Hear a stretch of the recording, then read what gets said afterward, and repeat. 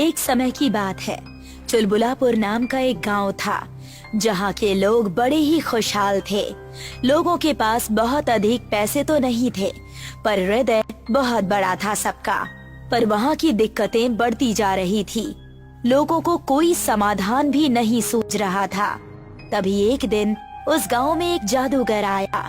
गांव के प्रधान और कुछ लोग वहां उसकी बातें सुनने इकट्ठा हुए थे। आओ आओ, सभी आओ और मेरे गुण गाओ। ऐसा कौन सा महान काम किया है तुमने भैया कि मैं तुम्हारे गुण गाऊं? बढ़िया मजाक, बढ़िया सवाल, पर गुण तब गाओगे जब करामात देख पाओगे। अरे दिखाते क्यों नहीं भैया? हम सब तो वैसे भी परेशान थे, थोड़ा मन बहला दो, हैं भाइयों? परेशानी? हाँ परेशानी, उसी का हल हूँ मैं, जादूगर नल हूँ मैं। अच्छा, तो आप समाधान करेंगे, हमारी धन की कमी को मिटा देंगे? उसके लिए तुम्हें दो शर्तें माननी होगी। पहली ये कि उतना ही धन लोगे जितने की आवश्यकता है, और दूसरा कि यदि लालच करके अधिक धन लोगे तो बराबरी का भुगतान करोगे। जी नल जी, हम वैसा ही करेंगे जैसा आप कहेंगे। ठीक है, किस्मत की चक्की, गुफा में जाओगे, चक्की चलाओगे तो खूब धन पाओगे। लालच करके अधिक चलाओगे तो लालच की चक्की के जाल में फंस जाओगे। चलो सब लोग चक्की चलाने गुफा की तरफ चलते हैं। धन्यवाद जादूगर नल जी। जाओ जाओ, खूब धन पाओ। सब गांव वाले गुफा की तरफ चले जाते हैं और जादूगर अकेला खड़ा होकर वहां हंस रहा था। फंस गए, लालच की चक्की में धंस गए। प्रधान रामू, ललित और रंभा गांव के बाहर वाले गुफा में पहुंचते हैं और वो वहां पर उस चक्की को देखते हैं। अरे प्रधान जी, ये जादूगर तो सच कह रहा था। हाँ, अब हमारा गांव और भी खुशहाल हो जाएगा। मेहनत तो हम सब करते ही हैं। अगर कभी ज्यादा जरूरत पड़ी तो हम सब इस चक्की की मदद ले लेंगे। और जैसा जादूगर ने कहा, हम लालच में आकर इसका ज्यादा इस्तेमाल नहीं करेंगे। तुम तीनों की बातें एकदम सही हैं। अभी की दिक्कत मिटाने के लिए एक एक बार चलाते हैं और इससे जो धन निकलेगा उसे हम गांव ले जाएंगे। जी प्रधान जी। चारों जन एक एक करके चक्की को चलाते हैं और उसमें से सोना निकलने लगता है। इसमें तो सच में जादू है, सोना ही सोना है इसमें। इतना पर्याप्त है हमारे लिए। अब एक साल के लिए इससे अधिक धन की आवश्यकता नहीं होगी। हाँ प्रधान जी, बाकी धन हम अपनी मेहनत से कमा लेंगे। अब सब चलो यहाँ से, ये धन हम गांव के काम में लगाएंगे। चारों लोग गांव की तरफ लौट जाते हैं। अगले दिन गांव में एक पंचायत बिठाई जाती है। जैसा कि आप सब जानते हैं, कल जादूगर नल आया था। जादूगर नल ने जैसा कहा था, बिल्कुल वैसी ही चक्की हमें उस गुफा में मिली, जिसे घुमाने पर खूब सारा धन निकला। जी प्रधान जी, पर आप किस विषय पर जोर देना चाहते हैं, हमें समझ नहीं आ रहा। इन सब चीजों के बारे में तो हम सब पहले से ही जानते हैं। ललित, मैं किसी एक विषय पर जोर देने नहीं आया, बल्कि जो चीज पहले से ही कही गई है उसके बारे में तुम्हें बता रहा हूँ। मेरे कहने का मतलब यह है कि अगर किस्मत की चक्की की बात सच हो सकती है तो जरूर ही लालच करके ज्यादा धन निकालने पर बराबरी की भरपाई वाली बात भी सच ही होगी। सही कहा। अगर लालच करके ज्यादा निकाल लिया तो किस तरह की भरपाई करनी पड़े, इसका कोई भरोसा नहीं। इसीलिए मैं आप सब गांव वालों को ये चीज फिर से बता रहा था, ताकि कोई भी गलत काम जाने अनजाने में ना करे। जी, हम सब आपकी बात बिल्कुल समझ गए प्रधान जी। ज्यादा लालच कर दिया तो ये वरदान श्राप में बदल सकता है। हाँ, बस इसीलिए मैंने ये पंचायत बुलाई थी। और दूसरी बात ये कि अब से जब भी चक्की चलानी होगी तो मैं, रामू, ललित और रंभा वहां जाया करेंगे, ताकि कोई तकरार ना हो लोगों में और लालच में आकर कोई फंस ना जाए। कुछ महीने बीत गए और जो भी धन चक्की से निकला था वो समाप्त हो गया। लोगों ने प्रधान से आग्रह किया और चारों जन फिर से चक्की के पास चले गए। अरे प्रधान जी, हमें तो लगा था कि धन कुछ महीने और चल जाएगा, पर शायद हमने गिनती सही से नहीं की थी। हाँ, इस बार थोड़ा अधिक निकाल लेते हैं ताकि बार बार यहाँ ना आना पड़े। हाँ, तुम लोग ये ठीक कह रहे हो। अगर ये बात है तो अच्छा है, लेकिन अगर लोग मेहनत से छुटकारा पाने लगेंगे और उस वजह से ये धन जल्दी समाप्त होने लगेगा तो काफी दिक्कतें आ सकती हैं। तब भी ललित, इतनी छोटी सी बात पर कोई दिक्कत नहीं होगी। आखिर उस जादूगर नल ने हमारी समस्या हल करने के लिए ही ये किया था ना। तो अगर मेहनत कम होगी तो सबको आराम मिलेगा, तो वो भी तो समस्या का हल ही है ना। हाँ, रामू सही कह रहा है। अगर मेहनत थोड़ी कम होगी तो अच्छा ही है। पर्याप्त धन निकाल ले, फिर हम सब चलते हैं। चारों ने चक्की चलाई और वहाँ से गांव की तरफ चले गए। गांव में फिर धन पहुँचा और इस बार पिछली बार से अधिक मात्रा में, पर समाप्त होने में उसे मानो बस क्षण भर ही लगा हो। इस बार धन 1 महीने में ही समाप्त हो गया। फिर पंचायत बुलाई गई और उन लोगों में एक युवक रकुल भी था। हम लोगों ने इस बार पिछली बार से अधिक मात्रा में धन प्राप्त किया था उस चक्की से, तो ये कैसे हो रहा है? आप इन गांव वालों से पूछिए, आखिर मात्र 1 महीने में इतना धन खत्म कैसे हो गया? मेहनत की इच्छा ही मर गई है जैसे सब में। पर ठीक ही है ना, अगर मेहनत कम करनी पड़े तो बस उतना ही धन लगेगा जितना हम सबको संतुष्ट कर दे और हम सब और धन के पीछे ना जाएं। रंभा, तुम्हारी बात सही है, पर अभी बस हमने उस चक्की का इस्तेमाल करना शुरू ही किया है और इतनी जल्दी मेहनत से मुंह मोड़ लेना अच्छा नहीं है। मैंने तो आपसे पहले ही कहा था कि अगर दिक्कत गिनती में थी तो अच्छा होता। इस तरह से हमारा क्या होगा? हम सब लालच की चक्की के जाल में फंस जाएंगे। वो किस्मत की चक्की है ललित, थोड़ा सोचकर बोलो, लोगों को भड़काओ मत। हाँ, अगर तुम उस चक्की का महत्व नहीं समझते हो तो तुम्हारा आना ठीक नहीं है। सही कह रहे हैं आप। शायद मैं उसके महत्व को अभी समझ नहीं पा रहा, पर मैं उसके खतरे को समझ रहा हूँ, इसीलिए मैं स्वयं अब वहाँ नहीं जाऊंगा। उन चारों की बातें सुन रकुल हंस पड़ा।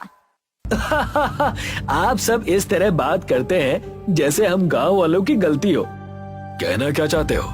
आप कैसे इस बात का प्रमाण दे सकते हैं कि आपने अपने लिए अधिक धन नहीं रखा? पर हमने तो सबके लिए धन निकाला था। तुम इन तीनों से पूछ लो। नहीं, मुझे इन तीनों से नहीं पूछना, ना आपसे पूछना है। हम गांव वालों को भी पता है कि आप तीनों उस गुफा में शुरुआत से ही साथ में जा रहे हैं। तो क्या पता आपने आपस में कोई बात बना ली हो? तो अब तुम गांव वालों ने मेरे बिना कोई निर्णय ले लिया? जरूरी था प्रधान जी, आप भी समझिए। हमने निर्णय लिया है कि अब जब भी आप सब जाएंगे तो मैं भी आपके साथ चलूंगा। क्या? हम क्यों ले चले तुम्हें? तुम दोनों इस तरह की बातें मत करो। उस चक्की को पूरे गांव को दे दिया गया है। रकुल यदि गांव की सहमति से आ रहा है तो इसे चुपचाप स्वीकार करो। बस इतना ही नहीं, एक और शर्त है। वो ये कि हर बार बस एक ही इंसान होगा मेरे साथ आप तीनों में से। आप लोग बारी बारी आ जाइए जैसा आप चाहें, और पैसे निकालने हम सब हर हफ्ते चलेंगे। बस इसके आगे अब कोई शर्त नहीं। ये आखिरी शर्त है जो हम मान रहे हैं। ठीक है प्रधान जी। चुलबुलपुर को एक वरदान मिला था उस चक्की के रूप में, पर धीरे धीरे इंसान की लालच ने इस वरदान रूपी चक्की को दूषित करना शुरू कर दिया था। अब की बार रकुल और प्रधान चक्की के पास जाते हैं। अच्छा, तो ऐसे चलती है ये चक्की? रकुल की आंखें चमक उठी उस चक्की का जादू देखकर। हाँ, बस इतना धन पर्याप्त होगा। अरे और निकाल लीजिए प्रधान जी। आखिर आप इतनी दूर आते हैं, लोगों में इसे बताते हैं, तो थोड़ा सा अधिक ले ही सकते हैं ना। बड़ी बड़ी बातें कर रहे थे वहाँ पंचायत में, और अब यहाँ लालच दे रहे हो। तो आप कह रहे हैं कि आप चारों आपस में जरा सा भी अधिक धन नहीं बांटते थे? नहीं, हम ऐसा कुछ नहीं करते थे। तब कोई बात नहीं। मैं तो सोच रहा था कि क्यों ना हम दोनों आपस में अपनी कोई बात बिठा लें। अच्छा, सच? हाँ, तब शायद थोड़ा अधिक धन निकालना ठीक होगा। प्रधान ने थोड़ी चक्की और चलाई और रकुल को कुछ धन दिया और अपने पास कुछ रखा। ऐसे ही रकुल ने रामू और रंभा के साथ भी किया और अब वो चारों इस चीज में मिल गए थे। गांव की हालत सुधर रही थी, पर लालच की सीमाएं इतनी पार हो चुकी थी कि अब प्रतिदिन ही उस चक्की का इस्तेमाल हो रहा था। आप सभी लोग ये क्या कर रहे हैं? चुप रहो, तुम तो चक्की के पैसे लेते नहीं, तो अब यहाँ जलन के मारे हमसे विवाद मत करो। आया ना ऊंट पहाड़ के नीचे, अगर सब गांव वालों के सामने माफी मांगो तो शायद हम सोच लें। सही कह रही हो रंभा, क्यों रकुल? हाँ प्रधान जी, एकदम सही, मांगो माफी ललित। मुझे चक्की का कुछ नहीं चाहिए, मैं अपनी मेहनत से संतुष्ट हूँ। मुझे अपना वो गांव याद है जहाँ लोगों के हृदय की सीमा नहीं थी। अब तो आप सबकी सोच भी सीमित हो चुकी है। अगर ऐसा ही चलता रहा तो ठीक नहीं होगा आप सबके साथ, इसीलिए आप सबको आगाह करने आया था। अब मैं जा रहा हूँ, बस ध्यान रखिएगा कि उस चक्की के साथ आप खुद ना पिस जाएं। ये कहकर ललित वहाँ से चला गया। बाकी लोगों ने ललित की हंसी उड़ाई और आपस में फिर दूसरी बातों में लग गए। तो रकुल, अब तो गांव में कोई दिक्कत नहीं है हमसे किसी को? नहीं प्रधान जी, अब तो सब ठीक है, लोगों की मेहनत भी कम हो गई है। क्यों गांव वालों? वहाँ जो गांव वाले खड़े थे वो खुश नहीं लग रहे थे, बल्कि क्रोध में दिखाई दे रहे थे।